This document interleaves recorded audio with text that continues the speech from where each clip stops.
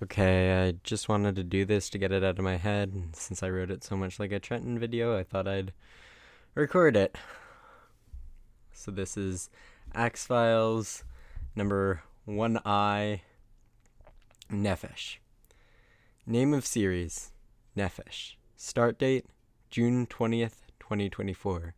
End date, July 25th, 2024. Number of chapters, 6. Author name, Noah Motechkin. Bio. Motechkin was also an intern at the Jewish Link last year, writing a series on lessons that can be learned from various animals at the zoo, the 7 chapters of which will be relevant to later discussion. Series summary. For those who don't remember the series, or don't want to reread it, I'll give a short summary, mixing in some commentary. Chapter 1, the story is set. A world where robots are extremely prevalent, making up many aspects of human life, from serving as pets to security. Our protagonist, for now, but I'll discuss that more later, a specialist in dealing with unusual robots, helps her neighbor find his lost catbot, an irregularity who went exploring, before seemingly being attacked by some security robots, before they shut down at the perfect moment. As early as here, we started to see some of my favorite parts of the series. The world building. Motechkin creates a world in which robots fill roles but do not take them, where they are observed by a government that takes responsibility when things go wrong but will not interfere with those robots if how they go wrong is beneficial. In all, a thoroughly hopeful future, though that isn't bad with how many robotic dystopia we've seen in popular culture in recent years. We also see one of my least favorite parts, the slightly stilted dialogue, and what has become my other least favorite part, the build-up of interesting glitches happening in certain chapters, but again, I'll discuss that more at the ending.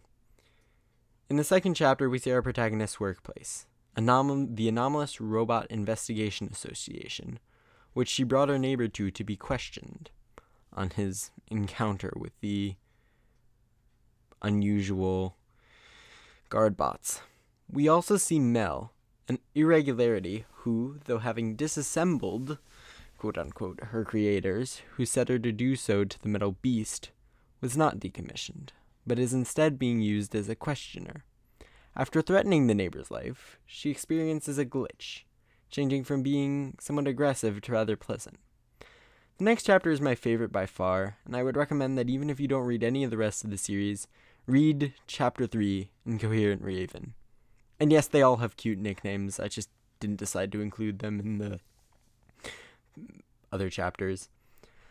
I will try much harder not to spoil it, but it does feel like it gives a glimpse at what the series could have been at its best, with a discussion of finding purpose as a being designed to have one but not knowing what it is.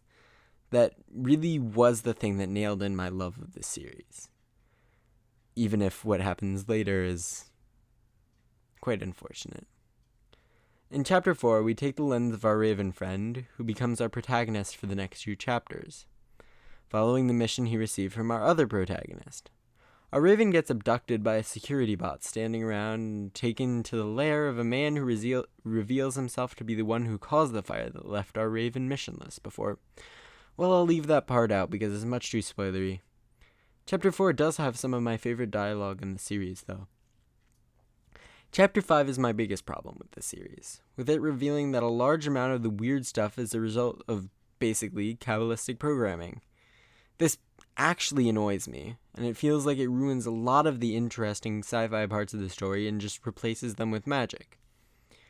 Then we have Chapter 6, the final chapter, in which Devora gets a gun pointed at her, before the very creature she'd been trying to save appears before her. All in all, the series had some amazing ideas, though it shot itself in the foot in the way it undermined them. Did it deserve the axe? Well, it was a series that was not necessarily written the best, though that is often inevitable in a weekly series. A question that might invalidate the whole theme of this review is whether it even got axed. As a series written by a likely summer intern, I don't know that he had the time to truly address the questions raised in a satisfying way, especially as it's only one chapter shorter than the series Motechkin wrote last year.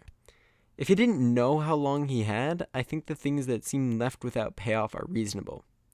If he knew, though, I think he was aiming too high. Either way, It was an overall enjoyable read, with some quite interesting ideas and a unique view of the future, and it and the stories it accompanied as serials are and were an enjoyable breath of fresh air in the Jewish Link. Although this review might be somewhat harsh, I am excited to see what Moteshkin writes in the future, and hope the best for him.